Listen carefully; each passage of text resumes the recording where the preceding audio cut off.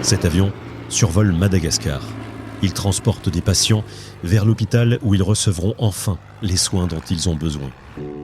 Depuis 1946, la mission Aviation Fellowship, la MAF, se rend dans les endroits les plus isolés, comme au Sud-Soudan ou en Papouasie-Nouvelle-Guinée, pour apporter de l'aide humanitaire et annoncer l'Évangile aux communautés les plus reculées.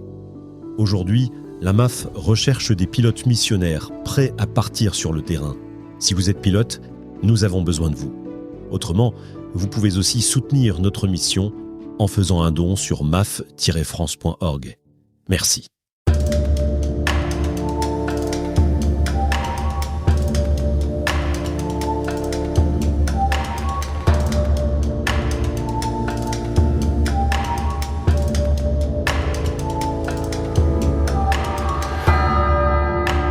Bienvenue dans Il était une fois la Bible, la saga passionnante qui vous raconte la Bible. Épisode 6, la chute.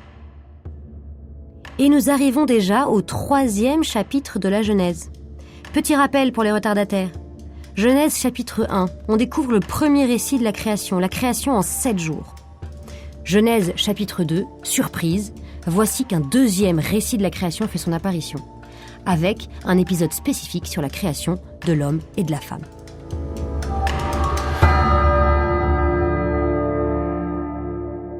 À la fin du dernier épisode, nous avions laissé l'homme et la femme heureux dans le jardin. Tout allait pour le mieux dans le meilleur des mondes. Il ne leur manquait rien pour être heureux. Ils avaient des fruits, un beau jardin, ils étaient complémentaires, c'était le plan de Dieu. Quand soudain, un étrange personnage surgit dans le décor. Le serpent était le plus rusé de tous les animaux des champs que le Seigneur Dieu avait fait. On arrive ici à un très bel exemple de tentation. Examinons dans le détail comment cela fonctionne. Donc je cite la Bible. Il dit à la femme. Tiens, mais pourquoi ne parle-t-il qu'à la femme ? C'est ça la première règle de la tentation. Attaquer quand l'être humain est en situation de faiblesse. Et pourquoi, à votre avis, la femme est en situation de faiblesse ? Eh bien parce qu'elle est seule. Dieu avait pourtant prévenu. Il n'est pas bon que l'être humain soit seul. Or là, nous constatons que l'homme est curieusement silencieux. Est-ce qu'il dort ? Est-ce qu'il est allé faire le tour de la terre avec Dieu ? On ne sait pas. Ce que nous savons, c'est qu'il n'est pas là pour venir au secours de sa femme. Je reprends la lecture. Il dit à la femme. Alors Dieu vous a vraiment dit, vous ne mangerez d'aucun arbre du jardin ? On arrive à la 2e règle de la tentation. Faire remarquer ce qu'on n'a pas. Pas besoin que ce soit quelque chose qui nous manque vraiment. Juste avoir une limite, la petite limite agaçante. En effet, cela oblige l'homme à reconnaître qu'il n'est pas Dieu. Par exemple, si je vous dis « C'est quand même dommage que vous n'ayez pas une fusée pour aller sur la Lune ». Je suis presque sûre que, jusqu'à maintenant, vous n'aviez même pas eu l'idée d'avoir une fusée. Mais si je vous en parle, vous allez vous mettre à en avoir envie. Et tout ce que vous avez déjà vous semblera moins bien. Ici, cet unique arbre, interdit, fait oublier tous les arbres autorisés qui sont pourtant une vraie forêt. On en arrive à la 3e règle de la tentation. Mentir. Oui, mais avec subtilité. Ici, le serpent ment par omission. Qu'est-ce que ça veut dire, mentir par omission ? Ça veut dire mentir, non pas en disant quelque chose de faux, mais en ne disant pas quelque chose de vrai. Par exemple, si notre maman demande à tous ceux qui sont dans la cuisine qui a mangé tout le pot de Nutella, et qu'on ne répond pas alors qu'on sait qu'on l'a mangé. C'est un mensonge par omission. Ici, le serpent oublie juste de dire que Dieu a autorisé en premier tous les arbres du jardin. Et lui, le serpent, il ne parle que de la règle numéro 2, pas de la règle numéro 1. Effectivement, si Dieu est quelqu'un qui ne fait qu'interdire, c'est sûr que ça n'est pas très sympa. Je poursuis la lecture. La femme répondit au serpent. Nous mangeons les fruits des arbres du jardin. Mais pour le fruit de l'arbre qui est au milieu du jardin, Dieu a dit, vous n'en mangerez pas, vous n'y toucherez pas, sinon vous mourrez. Alors la pauvre Ève, Elle se bat comme elle peut, elle essaie de rectifier du mieux possible. Mais, vous le voyez, elle est déjà contaminée par la tentation. En fait, face au serpent, elle ne peut pas gagner. Il est beaucoup trop rusé pour elle. Seule, elle ne peut rien. Elle devrait l'ignorer et ne pas écouter sa voix. C'est son unique moyen de s'en sortir. En répondant au serpent, elle a déjà perdu la bataille. Elle ne s'émerveille plus de tous les arbres qu'elle a le droit de manger. Elle le dit comme quelque chose de normal. Pire même, il y a des choses vraiment fausses dans ce qu'elle dit. Elle dit que l'arbre de la connaissance du bien et du mal est au milieu du jardin. Mais pas du tout, l'arbre au milieu du jardin, c'est l'arbre de vie. On voit que ce fameux arbre a pris toute la place, Elle ne voit plus que lui. Elle dit aussi que Dieu a interdit de toucher les fruits de cet arbre, alors que Dieu a seulement interdit de les manger. Je poursuis. Le serpent dit à la femme, « Pas du tout, vous ne mourrez pas. » Mais il se prend pour qui, le serpent ? Eh bien, pour Dieu. C'est la 4e règle de la tentation. Se présenter soi-même comme le remplaçant. Ici, le serpent affirme clairement qu'il est Dieu et donc qu'il sait. Je continue. Le serpent dit à la femme, « Pas du tout, vous ne mourrez pas. Mais Dieu sait que, le jour où vous en mangerez, vos yeux s'ouvriront et vous serez comme des dieux, connaissant le bien et le mal. » On arrive à la 5e règle de la tentation. Rendre la tentation tentante. Par définition, la tentation concerne quelque chose qui est mauvais. Sinon, c'est une envie tout à fait autorisée. Il faut donc réussir à lui donner l'air d'être bonne. Si je vous dis « vous devriez vous jeter par la fenêtre », vous voyez bien que c'est une très mauvaise idée. Mais si je vous dis « vous verrez, si vous vous jetez par la fenêtre, des ailes vont pousser sur votre dos et vous allez voler », là, ça commence à faire envie. Ici, le serpent affirme que l'homme et la femme seront comme des dieux. 6e règle de la tentation, et expliquer pourquoi Dieu a menti. Selon le serpent, pourquoi Dieu leur interdit-il ce fruit ? Eh bien, parce qu'il voudrait garder le pouvoir. Et là, le serpent est sincère. Il croit vraiment que Dieu est comme lui, quelqu'un de jaloux. C'est terrible, car le serpent comprend le projet de Dieu à l'envers. Le projet de Dieu, c'est au contraire que l'on devienne Dieu. Mais Dieu sait que, petit 1, nous ne pourrons ressembler à Dieu que si nous lui faisons confiance. Pour cela, c'est Dieu qui doit nous donner ce fameux fruit, et pas nous qui devons le prendre. Et petit 2, Dieu sait que nous serons prêts à recevoir le fruit seulement lorsque nous aurons appris à travailler et garder le jardin. Si nous mangeons le fruit trop tôt, il y aura une telle différence entre le pouvoir que nous aurons et notre petite sagesse que nous ferons des catastrophes, un peu comme des apprentis sorciers qui ne connaissent pas bien leur formule magique. On poursuit. La femme s'aperçut que le fruit de l'arbre devait être savoureux, qu'il était agréable à regarder et qu'il était désirable, cet arbre, puisqu'il donnait l'intelligence. Elle prit de son fruit et en mangea. Elle en donna aussi à son mari, et il en mangea. Ah bah tiens, le revoilà, Adam. Bon, malheureusement, il arrive un peu trop tard. Alors, leurs yeux à tous deux s'ouvrirent, et ils se rendirent compte qu'ils étaient nus. Ils attachèrent les unes aux autres des feuilles de figuier, et ils s'en firent des pagnes. Est-ce que c'est ça que le serpent leur avait annoncé ? Tout à fait. Le serpent avait dit, je recite le passage précédent, « Pas du tout, vous ne mourrez pas, mais Dieu sait que le jour où vous en mangerez, vos yeux s'ouvriront, et vous serez comme des dieux connaissant le bien et le mal. » Mais est-ce que vous pensez que l'homme et la femme s'attendaient à ça ? Eh bien non. Ils s'attendaient à avoir une vision qui leur donnerait de la puissance, et ils découvrent au contraire leur faiblesse, ils sont tout nus. Et ils se mettent à avoir peur du regard l'un de l'autre. Est-ce que chacun ne va pas regarder l'autre seulement comme un corps ? Je reprends. Ils entendirent la voix du Seigneur Dieu qui se promenait dans le jardin à la brise du jour. L'homme et sa femme allèrent se cacher au regard du Seigneur Dieu parmi les arbres du jardin. Regardez comme c'est triste. Alors que Dieu arrive comme un promeneur, eux le voient comme un inspecteur. Le Seigneur Dieu appela l'homme et lui dit « Où es-tu donc ?» À votre avis, est-ce que Dieu sait où est l'homme ? Bien sûr que oui, il sait tout. Alors pourquoi pose-t-il cette question ? Tout simplement parce qu'il veut donner à l'homme une occasion de dire la vérité sur sa situation, de reconnaître qu'il est dans le lieu de la désobéissance. Car reconnaître qu'on a fait une bêtise, est-ce que ce n'est pas la première étape pour s'en sortir ? Je poursuis. Il répondit « J'ai entendu ta voix dans le jardin. J'ai pris peur parce que je suis nu et je me suis caché. » Le Seigneur reprit « Qui donc t'a dit que tu étais nu ? Aurais-tu mangé de l'arbre dont je t'avais interdit de manger ? » L'homme répondit « La femme que tu m'as donnée, c'est elle qui m'a donné du fruit de l'arbre et j'en ai mangé. » Le Seigneur Dieu dit à la femme « Qu'as-tu fait là ?» La femme répondit « Le serpent m'a trompée et j'ai mangé. » Regardez comme tout de suite, on voit l'action du péché qui empoisonne les relations entre l'homme et la femme. Comment se débarrasse-t-il de la question ? En disant « c'est pas moi, c'est l'autre ». Une réaction typiquement humaine. Même si, désolé les garçons, l'homme est le pire. Il ne reconnaît aucune responsabilité et en plus il accuse Dieu puisque c'est lui qui lui a donné la femme.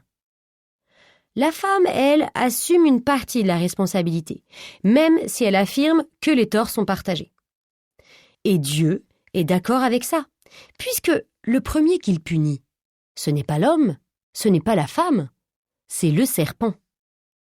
Alors, le Seigneur Dieu dit au serpent « Parce que tu as fait cela, tu seras maudit parmi tous les animaux et toutes les bêtes des champs.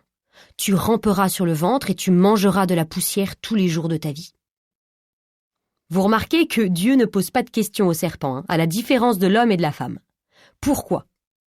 Le serpent, lui, il a déjà pour toujours choisi le mal. Il n'y a donc plus de possibilité qu'il change d'avis. Il serait peut-être temps d'ailleurs de se demander qui est ce serpent exactement. En effet, un serpent qui parle, ça n'existe pas. Il représente donc quelque chose, ou quelqu'un d'autre. Bien évidemment, c'est Satan, c'est le démon. La Bible nous dit assez peu de choses sur Satan.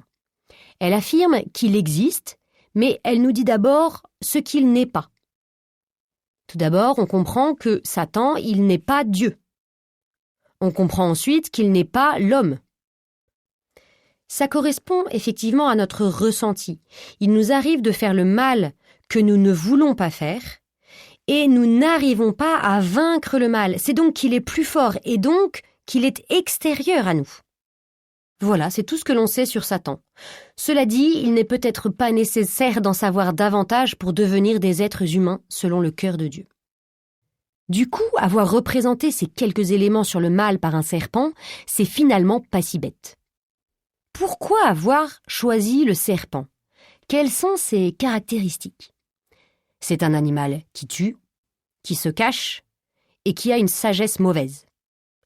Toutes ces caractéristiques correspondent bien au démon. Comme le démon est un esprit, il n'a pas de corps. L'image du serpent nous permet de nous le représenter. Nous pouvons retenir de cette histoire deux choses très importantes. La première, c'est « nous ne sommes pas entièrement mauvais ». Et la deuxième, c'est que sans Dieu, nous sommes incapables de vaincre le mal. Quelle est la signification de faire manger la poussière au démon ? Dans la Bible, la poussière, elle représente la mort, la décomposition. Le démon se nourrit, il vit même de la mort. C'est exactement le contraire de ce que fait Dieu. Il a de la poussière insufflé son souffle pour que l'homme devienne un être vivant. Heureusement pour nous, Dieu est du côté de l'homme.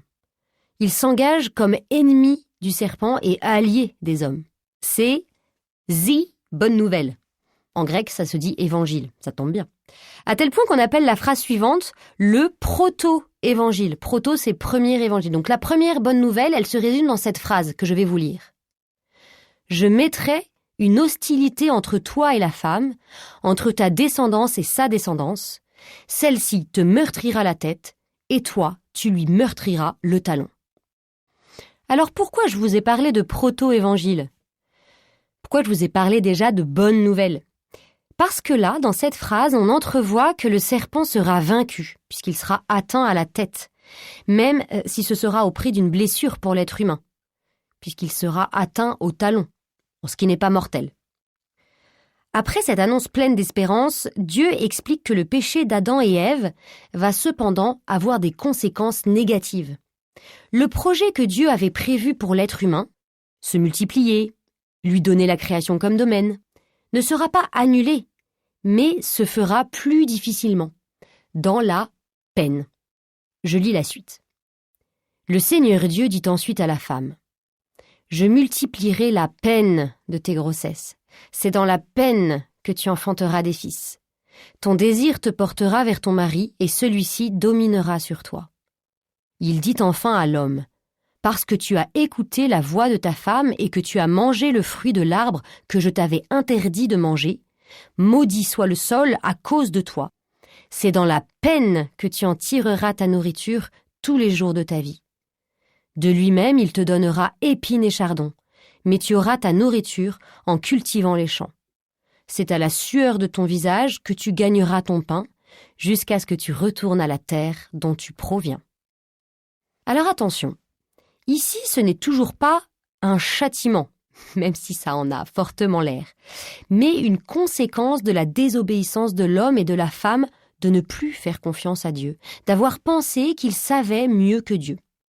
Si Dieu avait voulu punir, il aurait pu maudire, comme il l'a fait d'ailleurs pour le serpent, ou tout simplement il aurait pu tout détruire. Sans l'aide surnaturelle de Dieu, les choses sont moins faciles, clairement. Là, je reprends la citation de la Bible. « Car tu es poussière, et à la poussière tu retourneras. » Autrement dit, car tu es une créature, et pas Dieu. L'homme appela sa femme Ève, c'est-à-dire la vivante, parce qu'elle fut la mère de tous les vivants. Le Seigneur Dieu fit à l'homme et à sa femme des tuniques de peau et les en revêtit. Ce qui est très touchant dans ce passage, c'est la tendresse de Dieu. Il avait prévenu l'homme qu'il mourrait. Et effectivement, c'est ce qui s'est produit, puisque l'homme, désormais, retournera à la poussière. Mais Dieu retarde le moment de cette mort. Adam, par exemple, n'est pas mort immédiatement, mais à 930 ans.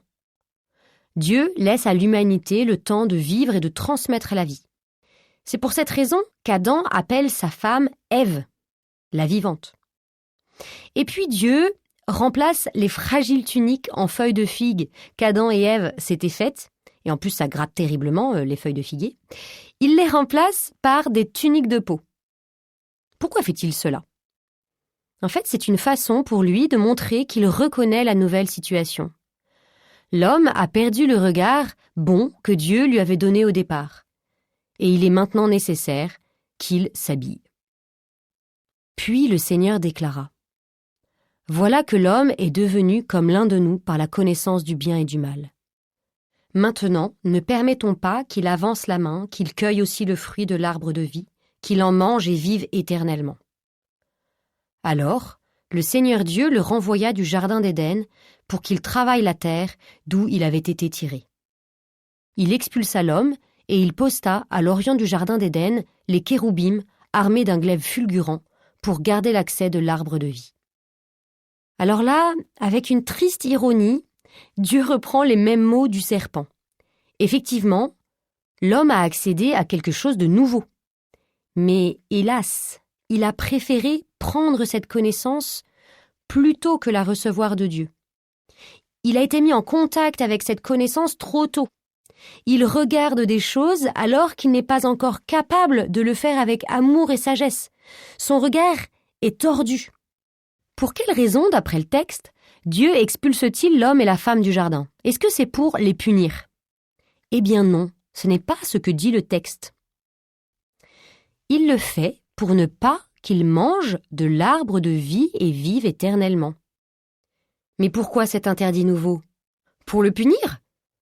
Toujours pas. C'est plutôt que si l'homme mange de l'arbre de vie éternelle alors qu'il est dans cet état de désobéissance, il restera dans cet état pour toujours. En fait, être éternellement désobéissant à Dieu, c'est tout simplement ce que les chrétiens appellent l'enfer. Dieu veut donc absolument éviter cela et donner une deuxième chance à l'homme. Remarquons qu'Adam et Ève fuient sans doute vers l'Orient, c'est-à-dire vers l'Est, vu ce qui est dit des kéroubim qui surveillent l'entrée. C'est important, car dans la Bible, aller vers l'Est sera toujours le symbole de s'éloigner de Dieu. Et inversement, aller vers l'Ouest voudra dire qu'on se rapproche de lui. Cet éloignement correspond à ce qu'ils ont décidé en mangeant le fruit. Mais ils pourront aussi, eux ou leurs descendants, décider d'aller vers l'Ouest. Et voici comment une simple pomme, ou plutôt un simple fruit, a changé le cours de l'humanité. C'est fou, non ? On pourrait penser que Dieu est un peu refroidi par leur réaction. Alors, va-t-il renoncer à son projet d'amour pour les hommes ? Les hommes vont-ils rester à l'Est ? Vont-ils perdre contact avec Dieu ? C'est ce que nous allons découvrir la prochaine fois. Merci d'avoir écouté cet épisode du podcast jusqu'au bout. Nous espérons qu'il vous a plu. Pour nous aider, n'hésitez pas à nous dire en commentaire ce que vous en avez pensé et à le partager autour de vous.